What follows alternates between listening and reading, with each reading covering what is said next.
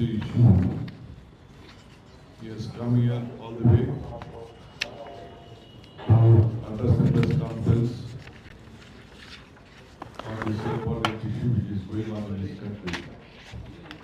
On behalf of the Karnataka Pradesh Congress Committee, I welcome Mallikarjun Kharge Sahab to address the press, and our General Secretary who is in charge of Jammu Kashmir, who is also a parliament member, Nazir Hussain is also here. I welcome him on behalf of the Congress Party. Mr. Pawan Kera, our national spokesman and the convener and chairman of the communication department, is also here. He has come from all the way from Delhi To address all of you, my working president, Mr. G.C. Chandrasekhar, and two AICC secretaries, Mr. Venkatesh and Mr. Masood Ali Khan is also here. Dr. Ramesh Babu, our spokesman of the KPC, is also here. I welcome all of them, and I request Pawan Kera to initiate the press conference. Then our AICC budget will address us. Thank you, D.K. Shikumarji. Today is a day of mourning for the entire country. Every single Indian is in deep shock and pain. From the Congress Party, yesterday our Honorable Congress President issued a statement, spoke to several leaders. Mrs. Sonia Gandhi, our CPP chairperson, also issued a statement. ದಯವಿಟ್ಟು ಸ್ವಲ್ಪ And mobile close today, ಮಾಡಿ. Mr. Mallikarjun Kharge ji will now address all of you and share the thoughts of the Indian National Congress on this dastardly act of terror in Kashmir with you. Thank you.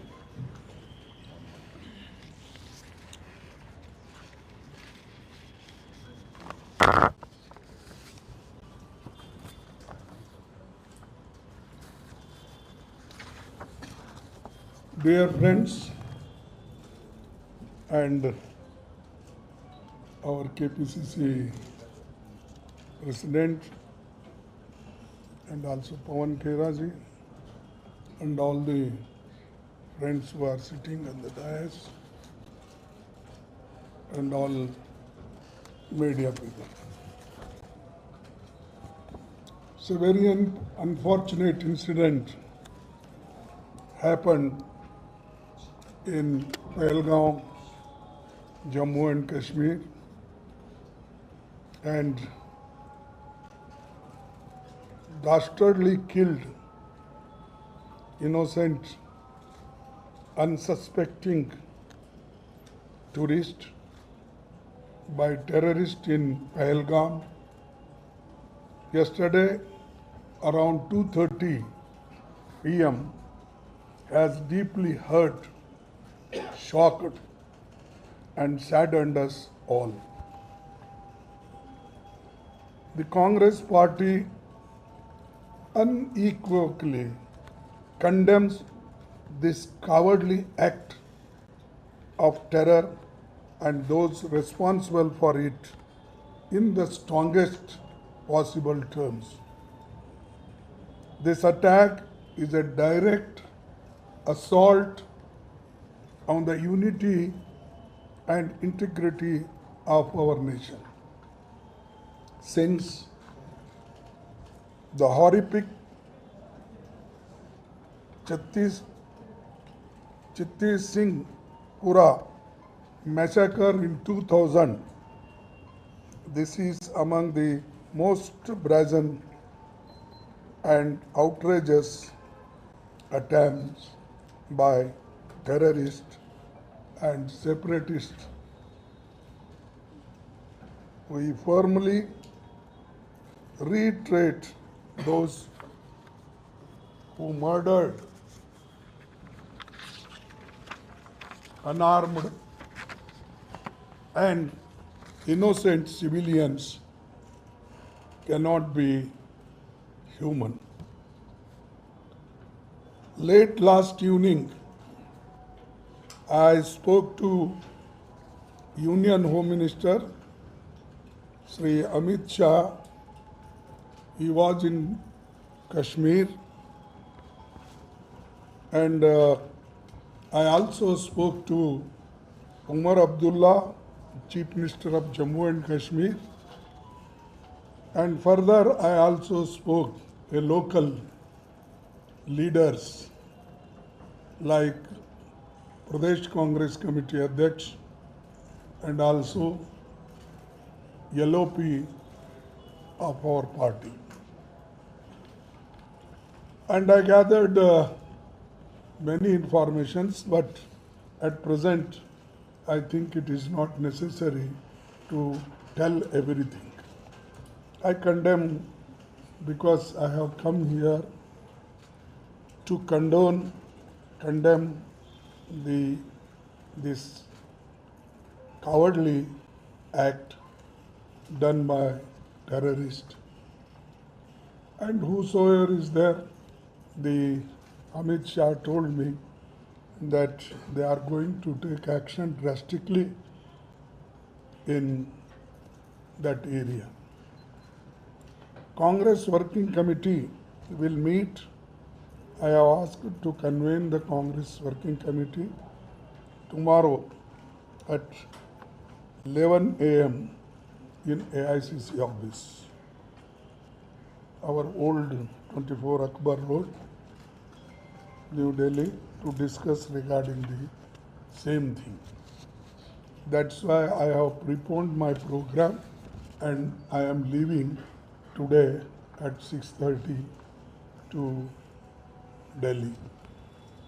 I have come here to see my son because every week I come to see my son, who is admitted in Sakra for his disease known to many of our press friends and also the leaders. I don't want to tell that. But meanwhile, this incident happened, so I have cancelled my today's visit to hospital, and straight away I am going to 6 o'clock to Delhi. This is not a time to partisan politics. It is a moment for collective resolve to ensure justice for those who lost their lives and for their grieving families by bringing the perpetrated of this terror act to justice. Tourists from various parts of the country were present. Among the victims were Sri Manjunath from Chikmagalur, but shifted to Shimoga, and he is a big builder there. So he was killed by terrorists. Then Sri Bharat Bhushan from Bangalore, but native of Haveri, and he is also killed. I spoke to both the widows of wives, Pallavi and Sujata, in the morning. They told they are at present safe, but they lost the life and they are worried about their future. Then here the PCCR cabinet also deputed our labor minister, Mr. Santosh Lad. I spoke to Santosh Lad also. He told that he met two members of the family and their children, and he is also meeting nearly 200 tourists from Karnataka. They are in various hotels. Therefore, after meeting them, he is also arranging the flights to reach Bangalore or various places where they can be accommodated. So this is the latest position as far as Karnataka's position is concerned. And I also requested Umar Abdullah to make arrangement. Suppose you are not in touch with the respective states, whosoever may be, they may be from Maharashtra, they may be from UP or Bihar, whatever. So then our Home Minister also promised me that he will take care of all those people. Yesterday night at 10:40, I spoke to him and he promised that. I offer my deepest condolences to their families and to all those who have lost loved ones in this tragic incident.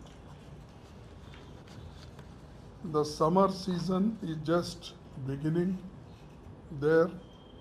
This is the time when tourists start visiting the region. Tourist is also the biggest source of income for Jammu and Kashmir.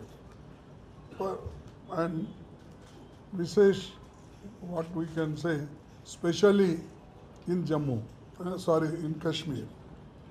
And they depend only on that income. And Umar Abdullah told me this year's economy is collapsed and our main income is we take from tourism only. So we are finished, he said. That was his word. But let us see, this is the matter. Still it is Government of India ruling there because Union Territory, still it is not declared as a state. So the responsibility of the Government of India is more. And in this moment, we all are one with the government. And we together, we have to fight such incidents, terrorists, and whosoever fights against us, whether it is terrorist or whether other agencies, will be one to save the country and for the country's unity and integrity. The summer season is really helpful to the Kashmir, but unfortunately after this incident there will be drastically fall in their income also. This is a direct attack on the Indian state. The entire nation is in shock. A Pakistani terrorist organization has claimed responsibility. We must give a fitting response, and in this matter we all are one and we will fight. But there should not be claims without doing or without properly managing. Because in such situation, who worked more, who is not worked more, who did best, who did not do best, such things should not come. We all are one when such situation comes. Therefore, we will definitely cooperate the Government of India regarding this. We urge the government to use all its strength to hunt down the terrorists it has been almost 22 hours now. The government must do everything possible to maintain tourists' confidence in the security arrangements of Jammu and Kashmir. The Amarnath Yatra is also fast approaching, and it is only a few days. Therefore, such incident took place in Amarnath Yatra also. Therefore, government should take precautions, and also state government. The Yatris who are going to Amarnath, they should be protected well, and security should be tightened. We also expect the government to hold discussions with all political parties to address the challenge of terrorism in the spirit of consensus. Once the necessary actions have been taken and full information has been obtained, only my request to Government of India is that they should call all party meeting and take some advice. It is not a politics, and we don't want to make a politics in these situations when our citizens, unarmed civilians are killed. Therefore, immediately Government of India should call all party meeting so that some solution, because everybody has got some solutions, and whatever good they can take it, whatever not possible at all, they can reject it. But the feeling will come, we all are one, and that we all parties standing behind the government, and we are cooperating for the government. Next is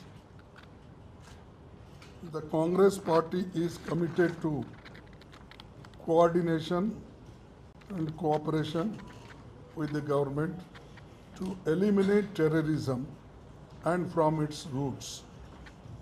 We have consistently confronted terrorism and separatism, and our top leaders has even sacrificed their lives in this fight. So we are fighting since beginning, and you know that we have also lost our valuable lives in this fight and keep country united. So this I wanted to convey you, and I personally had a talk with both the wives of Manjunath and Bharat Bhushan, and I also said that Lord will come and talk. Then they responded, he met already, and they are making all arrangement. And one of the families, now they are leaving from airport to leave this Bangalore. So this is the current situation.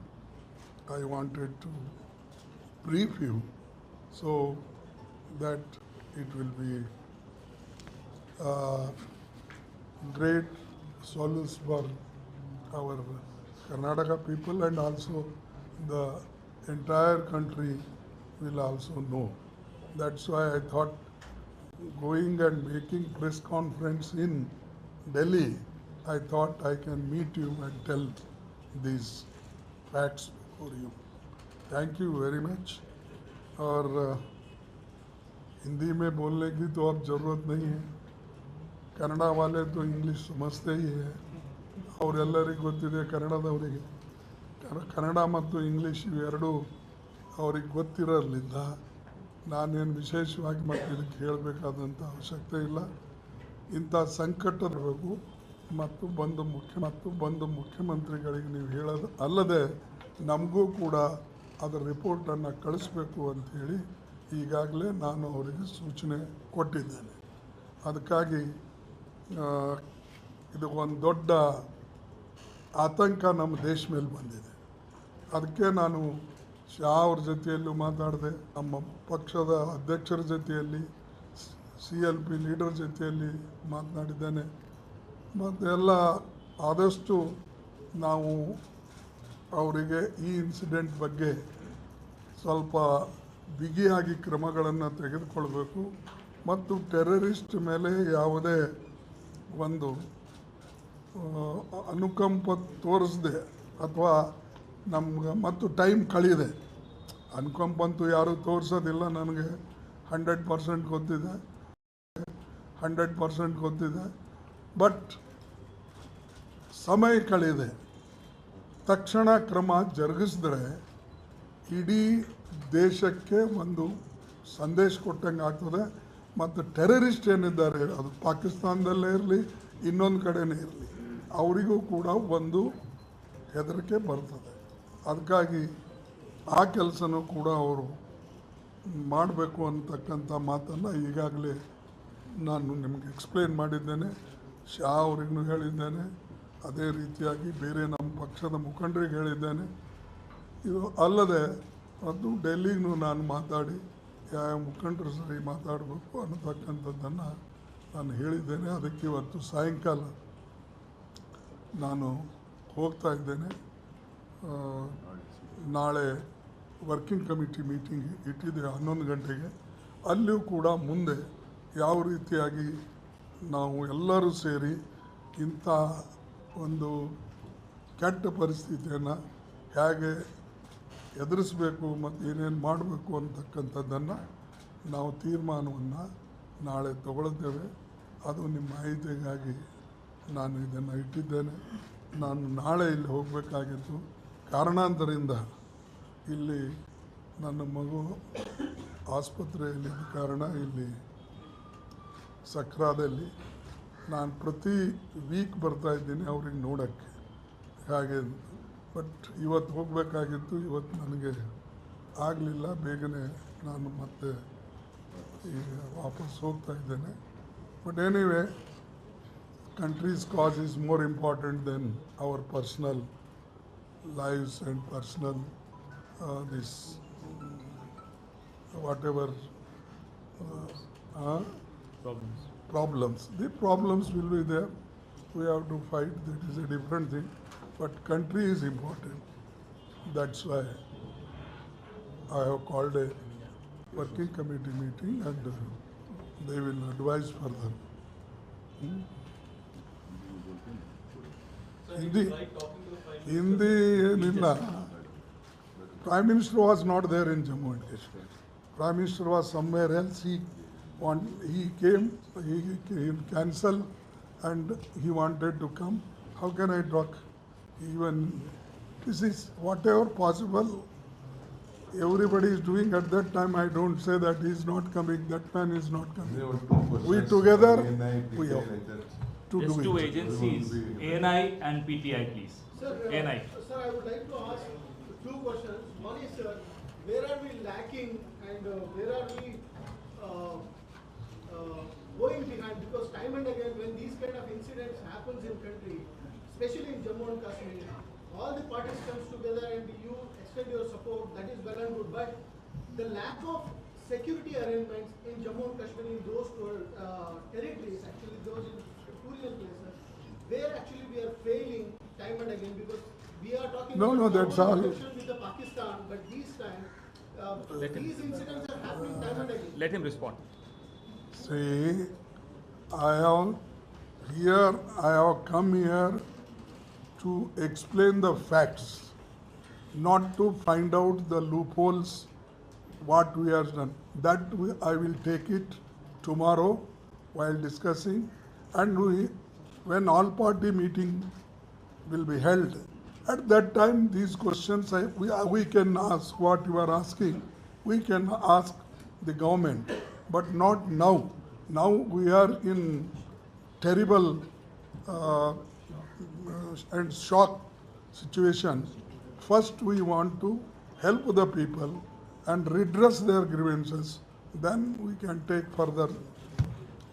Thank you. PTI. Jayaprakash. Sir, the attacks have happened when the Prime Minister was in Abu Dhabi. So how do you see this? The timing is one comment that we want. The second question is, sir, the attacks have happened and the religion of persons were asked before they were gunned down, and role of Pakistan. These are the comments. No, see, that's why I said I don't want to count all these facts at this time.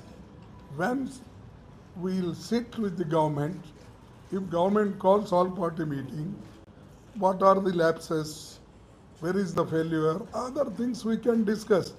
This is the time to cooperate. That's why I am limiting myself with these words. Thank you. Thank you. Sir ಒಂದು ನಿಮಿಷ ಎಲ್ಲರೂ ಮೌನವನ್ನು ಆಚರಣೆ ಮಾಡೋಣ.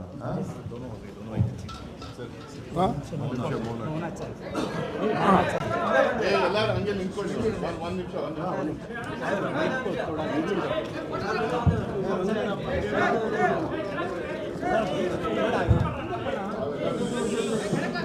Silent ಎಲ್ಲ ನಿಶ್ಶಬ್ದ.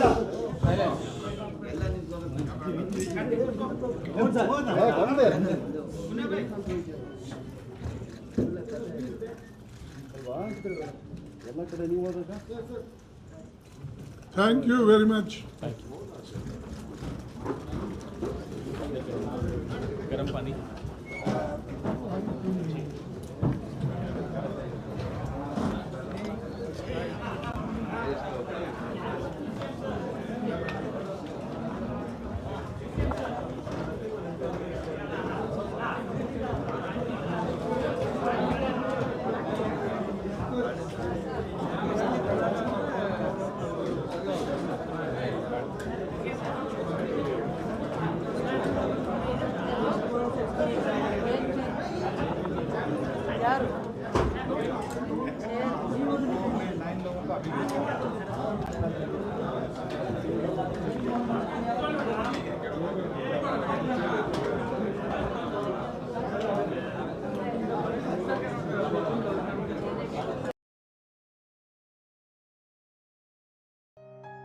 Welcome to another insightful session at English Speeches.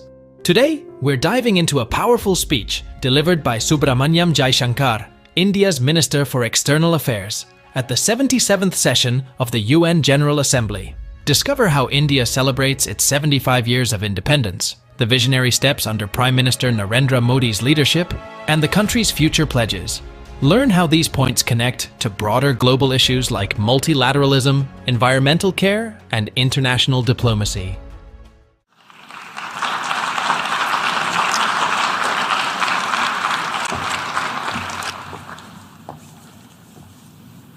Madam President, Excellencies, distinguished members of the General Assembly, I bring to you the greetings of 1.3 billion plus people from the world's largest democracy. They join me in congratulating the President of the General Assembly, Ambassador Csaba Kőrösi, on his election to chair the 77th session of the UN General Assembly. They follow closely developments at the United Nations, reflecting the increasingly globalized nature of our existence. We meet at a challenging time for the world order. This session's theme, a watershed moment, transformative solutions to interlocking challenges, seeks to capture its seriousness. Excellencies, the year 2022 is an important milestone in India's journey towards growth, development, and prosperity. India is celebrating 75 years of its independence, what we call Azadi Ka Amrit Mahotsav. The story of that period has been one of toil, of determination, innovation, and enterprise of millions of ordinary Indians. They are rejuvenating a society pillaged by centuries of foreign attacks and colonialism. And they are doing so in a democratic framework whose steady progress is reflected in more authentic voices and grounded leadership. This new India, under the visionary and dynamic leadership of Prime Minister Narendra Modi, is a confident and resurgent society. Its agenda for our centenary will be achieved through the 5 pledges that we committed to on our Independence Day. 1. We are resolved to make India a developed country in the next 25 years. For the world, that creates more capacities for global good. 2. We will liberate ourselves from a colonial mindset. Externally, this means reformed multilateralism and more contemporary global governance. 3. Our rich civilizational heritage will be a source of pride and of strength. This includes care and concern for the environment, so ingrained in our traditional ethos. 4. We will promote greater unity and solidarity. This expresses a coming together on global issues such as terrorism, pandemics, or the environment. And 5, we will instill consciousness of duties and responsibilities. This applies to nations as much as it does to citizens. These 5 pledges affirm our age-old outlook that sees the world as one family. We believe that national good and global good can be entirely in harmony. It is this conviction that led us to supply vaccines to over 100 nations. Similarly, our evacuation operations in HADR situations always had room for other nationals in distress. Even as we meet our own development targets, India offers partnerships to our brothers and sisters in Asia, in Africa, and Latin America. And we do so based on their needs and their priorities. Today, the focus is on green growth, better connectivity, digital delivery, and accessible health. Our solidarity is not just in words. You can see them in 700 projects across the world. Madam President, even while India contributes to global betterment, we recognize the sharp deterioration in the international landscape. The world is already struggling with challenges of post-pandemic economic recovery. The debt situation of the developing is precarious. To this is now added the rising costs and the shrinking availability of fuel, of food, and of fertilizers. These, along with trade disruptions and diversions, are among the many consequences of the Ukraine conflict. The Indo-Pacific, too, witnesses fresh concerns about its stability and its security. And climate events have added an overlay on these mounting anxieties. As we saw in the case of the COVID pandemic, the South will be the most impacted, even if the immediate causes are well beyond. It is imperative that global conversations recognize this deep unfairness. The inequity of vaccine distribution should not be replicated in other domains.